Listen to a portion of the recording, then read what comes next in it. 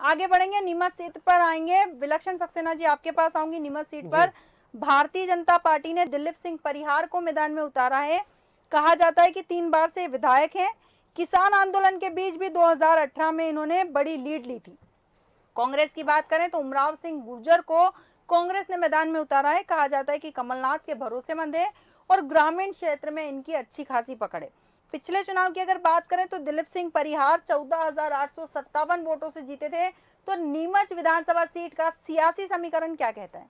देखिए, नीमच के लिए सबसे पहले तो अगर हमें सियासी समीकरण समझना है तो पहले हम जिला समझें, ये पूरी कॉन्स्टिट्यूएंसी समझे, पूरा शहर समझे, ग्रामीण और अर्बन दोनों सेक्टर में। नीमच के सबसे बड़े मेन 3 इश्यूज हैं जो निकल के आते हैं। एक तो मैंने जैसे बताया कि सीमावर्ती प्रदेश क्या कहते हैं, कोई भी डिस्ट्रिक्ट और उसके आसपास की सब डिस्ट्रिक्ट में लॉ एंड ऑर्डर की जबरदस्त सिचुएशन होती है। और यहाँ पर इस नीमच में और आसपास में हमेशा ड्रग सिंडिकेट बहुत ही ज्यादा एक्टिव है। बिल्कुल, हम सभी जानते हैं वहाँ पे खेती होती है, अफीम की प्रॉपर खेती होती है, लाइसेंस्ड होती है, लेकिन ये ऑलमोस्ट वीकली ही न्यूज है कि इतने मीट्रिक टन या इतने किलो फलाना ये सीजर्स हो रहे हैं जी। अच्छा, साथ ही साथ इस ड्रग सिंडिकेट का इस पर्टिकुलर डिस्ट्रिक्ट में अच्छा खासा रेलेवेंस इसलिए भी पड़ जाता है क्योंकि आप ये बहुत मतलब एक कंट्रोवर्सी भी क्रिएट हुई थी। दिलीप सिंह परिहार का एक राजस्थान बेस्ड राणा, एक जो कि ड्रग ट्रैफिकर हैं और ह्यूमन ट्रैफिकिंग में भी उनका तस्कर के रूप में उनको आइडेंटिफाई किया जाता है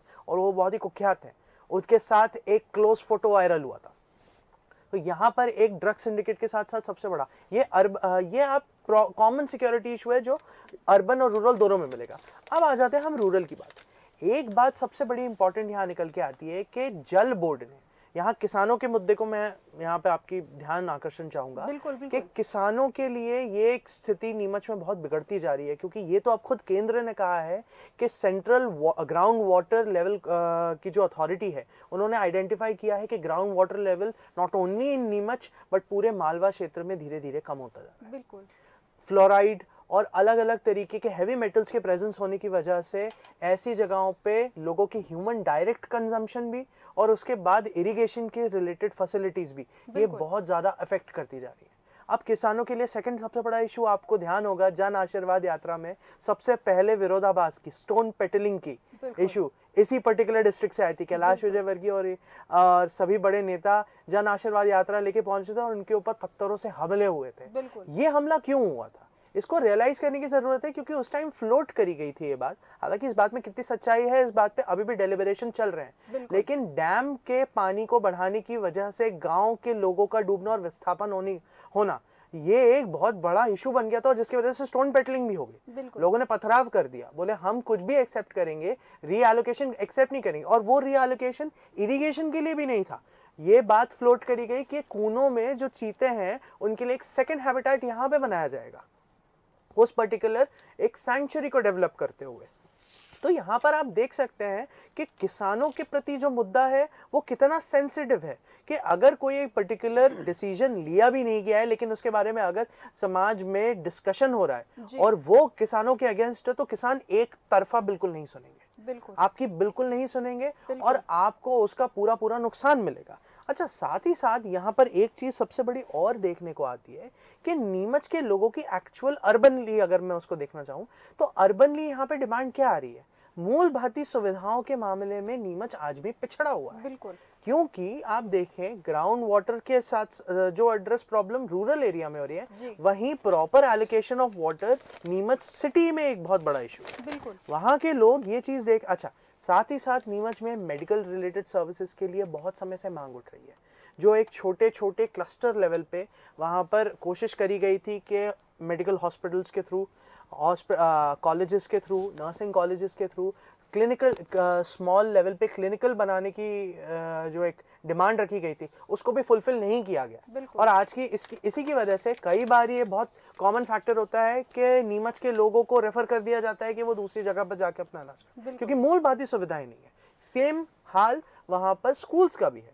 तो यहाँ पर जनता मेरे ख्याल से समझता हूँ चारों तरफ से त्रस्त है और यहाँ पर जो एग्जिस्टिंग विधायक है दिलीप सिंह, ये परिहार जी के लिए सबसे बड़ी हार हो जाएगी कि अगर वो इन इश्यूज को बिल्कुल भी एड्रेस नहीं कर सकते क्योंकि ये बात तो क्लियर है कि यहाँ पर जब से फोटो वायरल हुआ तब से सियासत में उस बात की खलबली मची कि यहाँ पर एक सिंडिकेट है जो एक प्रॉपरली वर्क कर रहा है। बिल्कुल। और ये सिंडिकेट अलग इसके लिए नहीं, ट्रांसपोर्ट और वेयर हाउसिंग ये दो अलग और सिंडिकेट्स हैं जो यहाँ पे भर के निकल के आते हैं।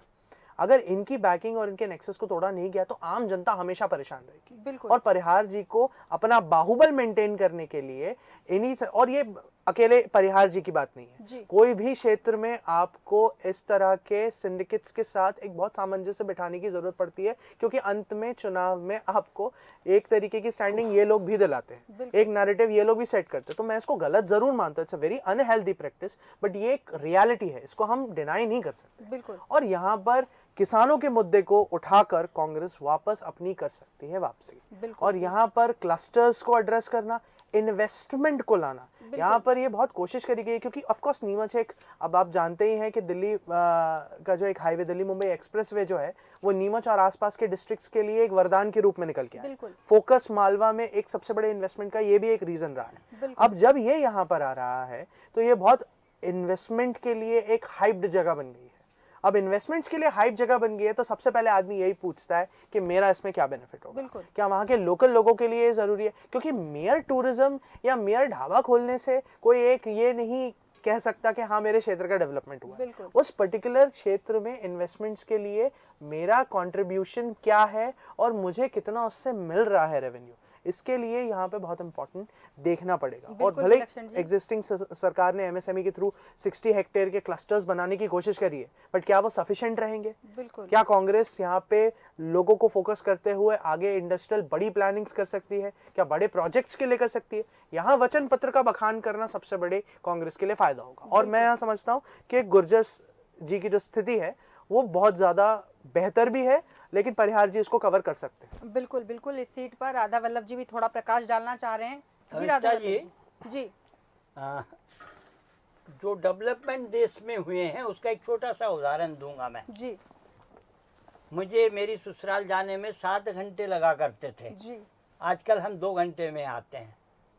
तो डेवलपमेंट हुआ। इस डेवलपमेंट का लाभ किसको मिला है?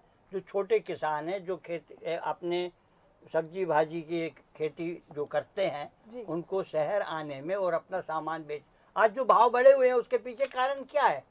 आजकल छोटा किसान भी अपना सामान स्टोरेज करवा के रख देता है कि जब दाम बढ़ेंगे तब इसको बेचेंगे।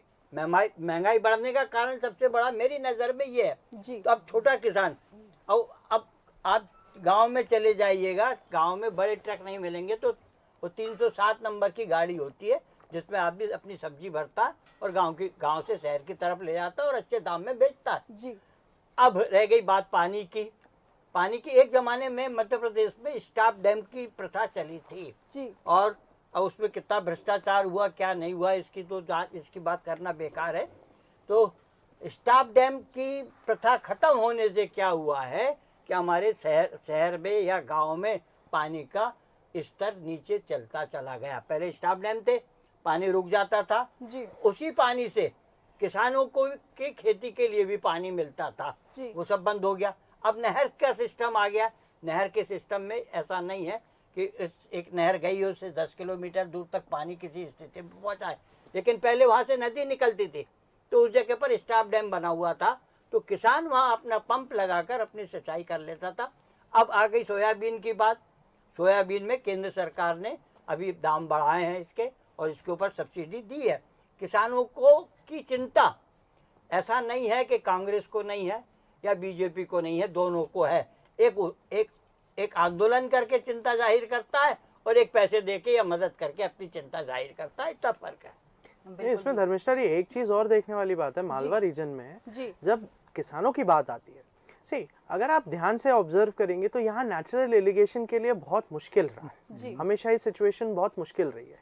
नेचुरल इरिगेशन एक सबसे बड़ा इंपॉर्टेंट निकल के आता है यहाँ पर, क्योंकि एब्सेंस ऑफ रिसोर्सेज में सबसे बड़ा संबल किसान को क्या मिल सकता है, और यहीं से एग्जैक्टली किसानों के आंदोलन की शुरुआत भी हुई थी। बिल्कुल यहाँ पर अगर हम फोकस नहीं कर, और अकेला आज की डेट में किसान सिर्फ इरिगेशन के लिए मारा नहीं है मालवा में फर्टिलाइजर्स से रिलेटेड, ये मैं आपको एक बहुत और भी कर रहा हूँ, क्योंकि फर्टिलाइजर की पूरी पूर्ति अगर टाइम पे नहीं होती तो कोई भी फसल करने का मतलब नहीं बचता है। यहाँ फर्टिलाइजर सिंडिकेट्स एक अलग बढ़ के निकल के आते हैं कि कैसे एक पर्टिकुलर सेक्टोरियल लोग ही उसको अपने आप में कर सकते हैं। सब्सिडाइज फर्टिलाइजर किसानों को नहीं मिलता, किसान की लागत मुश्किल हो गई है जी। और यहाँ पर इस चीज के लिए सबसे ज्यादा फोकस करने वाली बात यह है कि अगर किसान को हम यहाँ पे बेनिफिट नहीं प्रोवाइड कर सकते, यहाँ पर अभी भी दोनों पार्टियों ने एक बहुत बड़ी मैं सोचता हूँ त्रुटि कर दी है।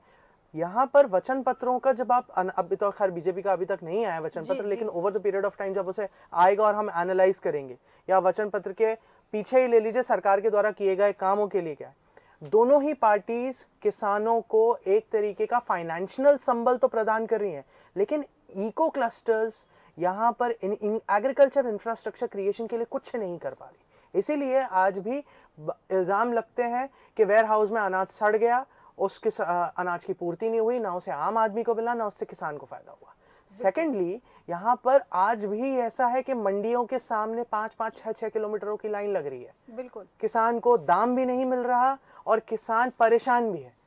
At this point of time क्या यहाँ मालवा के क्षेत्र में जहाँ पर इस चौतरफा मार से किसान झेल रहा है, यहाँ पर क्या चुनावी मुद्दे उठ के आते हैं? बिल्कुल। और अगर ये चुनावी मुद्दे एक्चुअली हैं तो आज कांग्रेस के लिए स्थिति फिर वापस बेहतर हो जाती है, क्योंकि कांग्रेस ने कर्नाटका में भी ये चीज देखी थी कि हमने लोकल मुद्दों पे जब फाइट करी है तो हमें विजय निश्चित हुई है। हम कब तक धर्म और सनातन की बात करेंगे, क्योंकि at the end of the day वो एक पर्सनल इशू होता है। हम सभी चाहते हैं कि at the end of the day हमारा एक कोई पर्सनल सेंटिमेंट जुड़े। और हाँ, राजस्थान में जो एक मूवमेंट आपने देखा धर्म के प्रति निकला है, कन्हैया लाल की घटना के बाद से आपने जो देखा एक हिंदू सेंटिमेंट जो मूवमेंट निकल गया, ऑफ कोर्स उसका इफेक्ट यह सीमावर्ती इलाकों पे भी पड़ा है, क्योंकि आप देखते हैं कि वहाँ की और यहाँ के डेमोग्राफ्स जो रहे हैं पॉपुलेशन वाइज और रिलीजन वाइज, उसमें बहुत सिमिलैरिटी है। तो आप धर्म के प्रति तो सिक्योर्ड हो, लेकिन अगर किसान को भला भी कर देंगे साथ में, तो इस मालवा रीजन से कभी आपको कोई निकाल ही नहीं पाएगा। और इसी बेनिफिट को कांग्रेस यहाँ पे आगे बढ़ा रही है। बिल्कुल बिल्कुल सही कहा आपने राधा वल्लभ जी। बिल्कुल आपके पास भी आऊंगी जी। एक पुरानी कहावत है जी, खेती धनी सेती जी, मतलब खेती में अगर जिस खेती का मालिक जो है वो अगर काम नहीं करेगा तो बाकायदा चोरी होगी। पहली चीज, आज अब किसान काय पर निर्भर हो गया, सारे औजारों पर। वो 10 आदमी जहाँ रखते थे 10 की जगह वो एक आदमी रखता है, और एक आदमी की वजह से फिर उसके बाद में बारिश किसान के हाथ की या आम जनता की या सरकार के हाथ की बात नहीं है कि अब पानी गिरेगा और इतना गिरेगा और यहाँ गिरेगा। ये सारा ईश्वर की देन है। बिल्कुल बिल्कुल। रमेश शर्मा जी आपके पास भी आऊंगी। मेरा आपसे समीक्षा आग्रह है। हम आज सीटों की समीक्षा के लिए बैठे हैं, इन सारी समस्याओं पर फिर कभी डिबेट रख लीजिए। हम सीट वाइज आज समीक्षा करें। बिल्कुल बिल्कुल, इन सारी समस्याओं पर फिर कभी डिबेट रखेंगे। अभी सीटों की बात करते हैं। बिल्कुल सही कहा आपने।